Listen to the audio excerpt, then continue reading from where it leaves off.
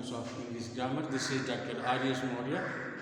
Guys, we are going to have today order of words. हम बताने जा रहे हैं कि ग्रामर में या सेंटेंस में शब्दों के क्या क्रम होते हैं, कैसे होते हैं, इस पर आपका एक चैप्टर होगा।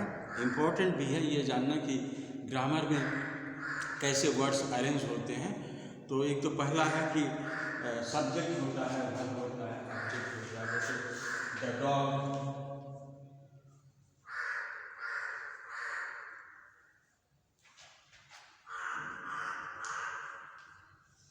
bit the horse,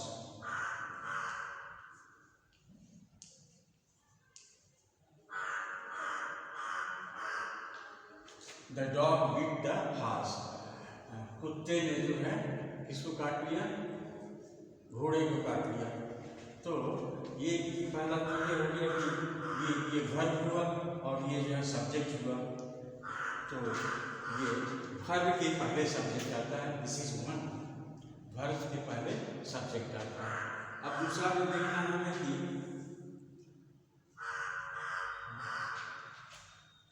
he hits the ball,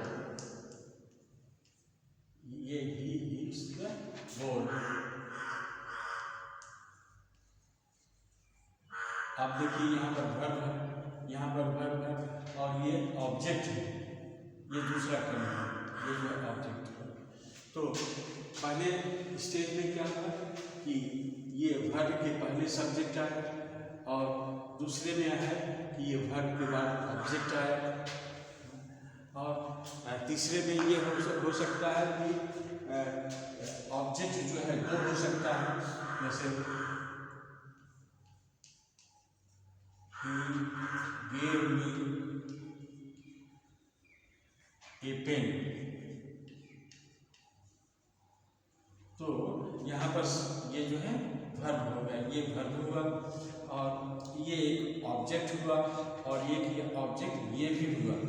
तो कभी कभी देखते हैं दो ऑब्जेक्ट आ जाते हैं।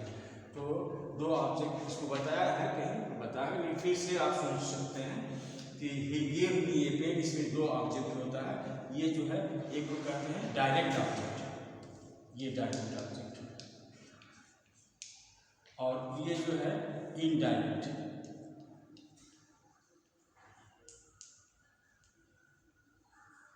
ये तीसरा फॉर्म हुआ कि वर्ब है, ये वर्ब है, इसके दो सब्जेक्ट हैं, इसके दो ऑब्जेक्ट हैं, वर्ब के दो ऑब्जेक्ट हैं,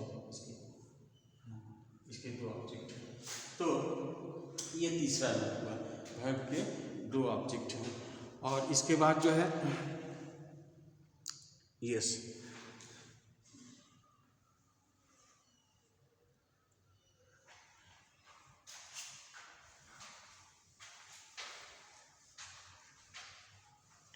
एडजेक्टिव के ये नाउन हो गया। एडजेक्टिव के भी दो तरह से होते हैं, इसका प्रेडिकेटिवली यूज होता है और आर्टिब्यूटिवली यूज होता है, दो तरह से होता है। तो एक तो इस तरह से होता है कि शी इज ब्यूटीफुल।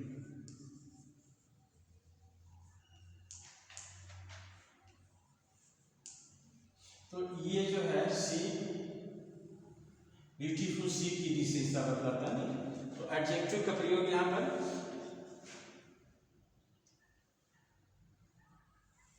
प्रेडिकेटिवली होता है। प्रेडिकेटिव सब्जेक्ट है और इसके बाद प्रेडिकेट है, यहाँ से प्रेडिकेट, ये प्रेडिकेट है। सी इज ब्यूटीफुल, तो यहाँ पर ये प्रेडिकेटिव, प्रेडिकेटिवली यहाँ पर होगा she is beautiful, you are angry.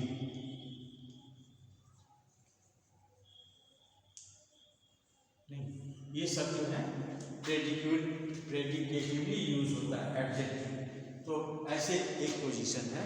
और दूसरा पोजीशन ये भी है कि जब इसको आर्टिब्यूटली यूज होता है, आर्टिब्यूटेडली,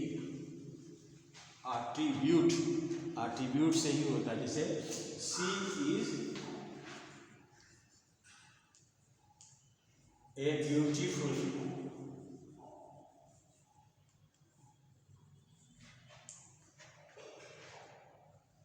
गर्ल। अब यहाँ पर ए ब्यूटीफुल गर्ल जो है ये गर्ल की विशेषता बताता है।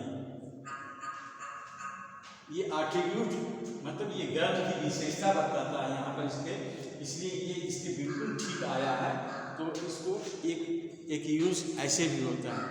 तो एडजेक्टिव का इस तरह से यूज़ होता है। और एडवर्ब का यूज़, एडवर्ब जो होते हैं उनका यूज़ एक तो होता है कि पूरे सेंटेंस को एडवर्ब जो है एम्फेसाइज करते हैं, पूरे सेंटेंस को। तो ये इनका बिगनिंग है, जैसे unfortunately,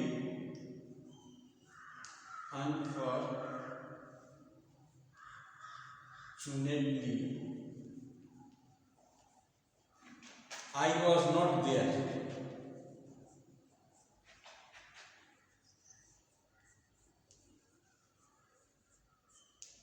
unfortunately I was not there. यहाँ अनफॉर्चुनेटली जो है एडवर्ब है, लेकिन ये इसका पोजीशन जो है यहाँ पर पहले आ गया। तो पूरे सेंटेंस को ये करता है। हम ऑर्डर बता रहे हैं, तो एडवर्ब जो है वो पहले आ सकता है, यहाँ भी आ सकता है, बीच में भी आ सकता है, अधिकतर लास्ट में इन पोजीशन ही होता है। जैसे she sings beautifully, she sings beautifully.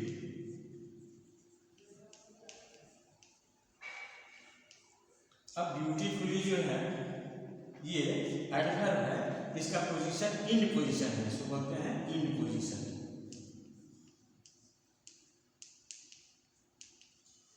तो हमको ये जानना वर्ड ऑर्डर में कि ये कैसे जो है काम करते हैं। ये इन पोजीशन का है। तो एडवर्ब जो है इस तरह से प्रयोग होता है। क्लास, तो क्लास भी इसी तरह से होता है। जैसे एडजेक्टिव किसी वर्ड की विशेषता बताने के लिए क्लास को उसके समीप ही रखा जाता है। That is the rule. उसका रूल ये है, all qualifying clauses are placed as close as possible to the words which they qualify. He died in the village where he was born. He died in the village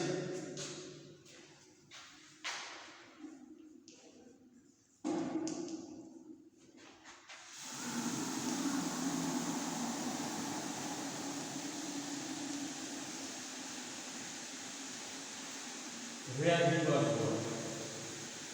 Where he was born. अब where he was born ये एक class है, और ये जो है he died, ये जो है विलेज के ठीक पास आया है, जो इसकी विशेषता बताता है। ये पोजीशन हुआ कि क्लासेस को उन शख्स के बिल्कुल समीप रखते हैं जिसकी वो विशेषता बताते हैं। तो ये इस तरह से भी ये वर्ड ऑर्डर में आता है। इसके अलावा गाइस ये आप थोड़ा सा और भी क्लियर होंगे तो हम आपको बताएंगे कि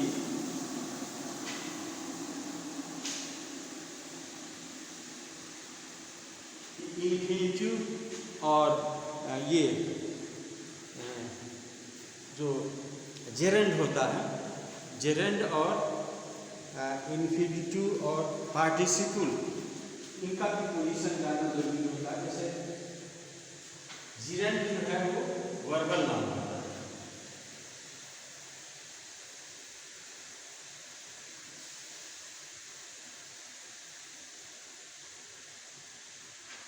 जेरेंड जो है ये वर्बल नाउन होता है, और पार्टिसिपल जो है एडजेक्टिव होता है। इसको वर्बल एडजेक्टिव कहते हैं, इसको वर्बल नाउन कहते हैं। जैसे he is fond of playing cricket,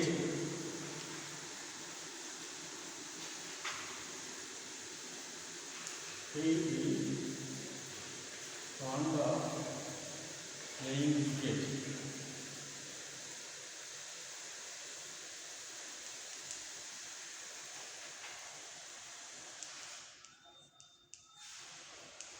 तो यहाँ पर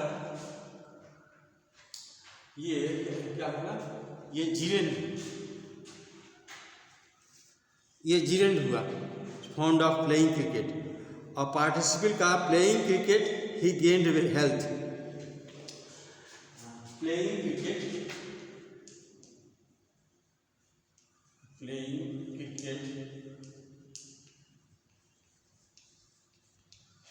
he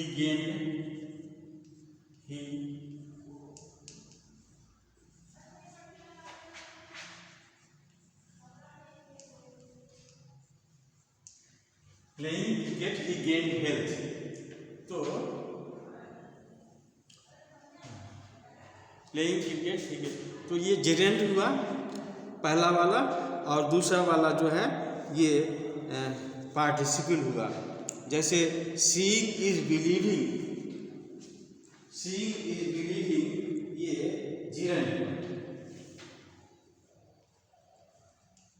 सीइंग इज बिलीविंग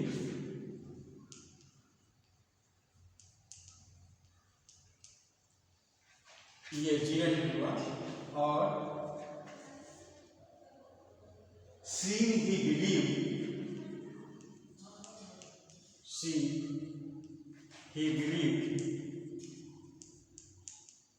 ये पार्टिसिपल हुआ।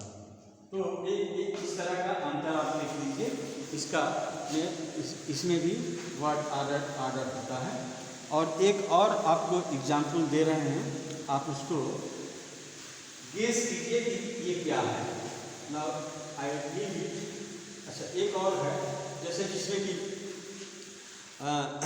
वर्ब्स जो है ये, जैसे uneasy lies the head that wears a crown, ये सब्जेक्ट वर्ब एग्रीमेंट्स है। Uneasy lies the head that wears the crown,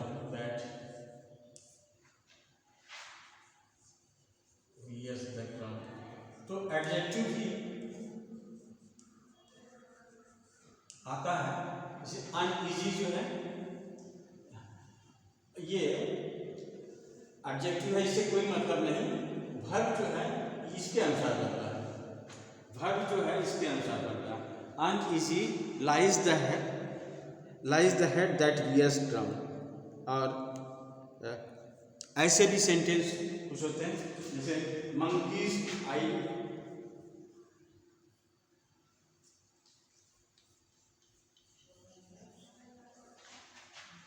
hate,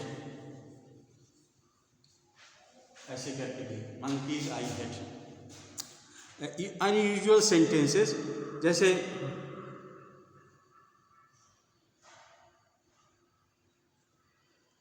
great is the struggle, तो ग्रेट तो एडजेक्टिव है, लेकिन इससे कोई फर्क नहीं पड़ता, ये लग जाएगा।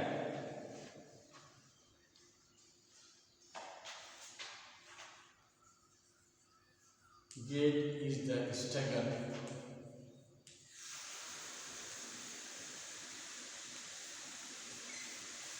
Great is the struggle of our life. Sentence तो बनाएगा, लेकिन ये ग्रेट से कोई मतलब नहीं रहता, ये इसके अनुसार बनता है।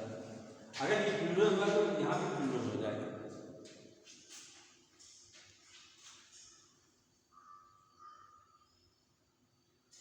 जैसे ब्लेस्ड आर द मर्सीफुल, हाँ, ब्लेस्ड आर द मर्सीफुल। अब इसको देखिए, ब्लेस्ड आर द मर्सीफुल, ये मर्सीफुल प्लूरल हुआ, यहाँ पर डी का प्रयोग हुआ है। तो ये प्लूरल हुआ, इसलिए इसका वर्ब है प्लूरल आया, यहाँ भी प्लूरल हुआ। ब्लेस्ड आर द मर्सीफुल, ये प्लूरल नाम हुआ मर्सीफुल, और ब्लेस्ड से कोई मतलब नहीं हुआ। और ये जो है ये आर के अनुसार बदला है। तो और एक ये देख लीजिए,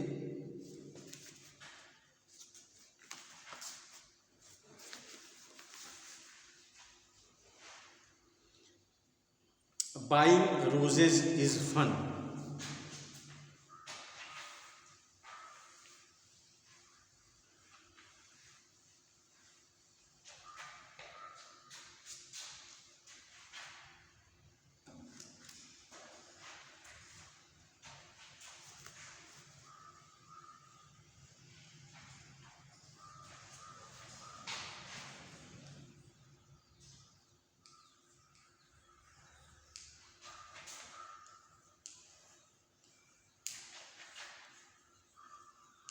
इन्फिनिटिव यूज करेंगे to buy roses.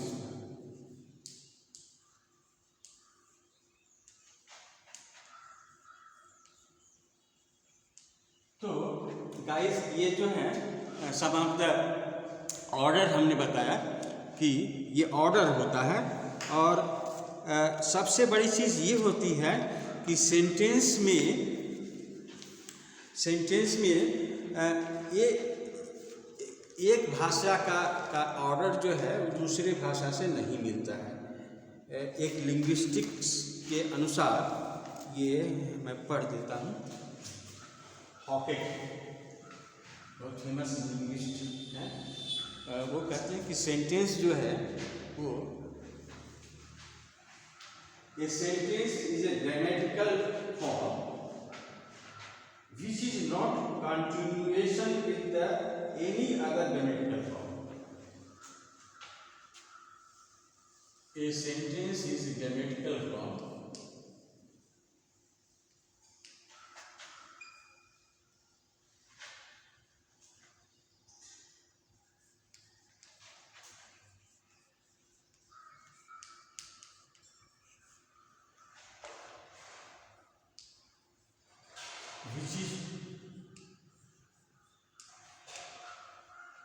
which is not in continuation, which is not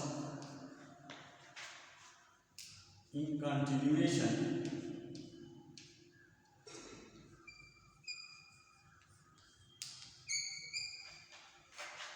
with any other grammatical form, with any other grammatical form. Guys इसको मैं इसलिए कर रहा हूँ कि हम दो लैंग्वेज पर पढ़ते हैं, हिंदी पढ़ते हैं और अंग्रेजी पढ़ते हैं। तो अंग्रेजी का जो वाक्य विन्यास होता है हिंदी से बिल्कुल नहीं मिलेगा और ये कभी कंटिन्यूएशन में आ ही नहीं सकता। इसीलिए एक सेंटेंस जो एक भाषा का होता है दूसरे भाषा के सेंटेंस से बिल्कुल अलग होता है।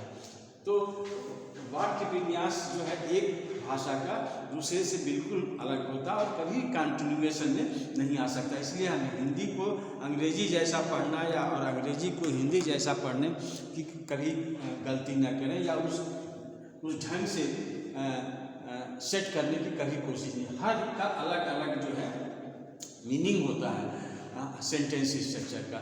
तो इसीलिए मैंने आज आपको वर्ड ऑर्डर पढ़ाया कि सब्जेक्ट के बाद भर के बाद ऑब्जेक्ट कैसे किस तरह से हो सकते हैं। कम से कम इतना याद रखने से आपको ये प्रॉब्लम नहीं होगा कि आप जो है आप थोड़ा सा डिटेक्ट भी कर पाओगे एरर्स कहाँ पर है। और दूसरी चीज़ उन्होंने कहा कि constituent which is constitute which is not constituent. Sentence जो है वो कॉन्स्टिट्यूट है और which is not constituent and not in continuation with any other form of any other grammatical form. तो हर सेंटेंस अलग होता है, हर भाषा का सेंटेंस दूसरे भाषा के सेंटेंस से बिल्कुल अलग होता है। इसीलिए इस वर्ड ऑर्डर को पढ़ना जरूरी था। तो that's all, will see tomorrow. Thank you very much.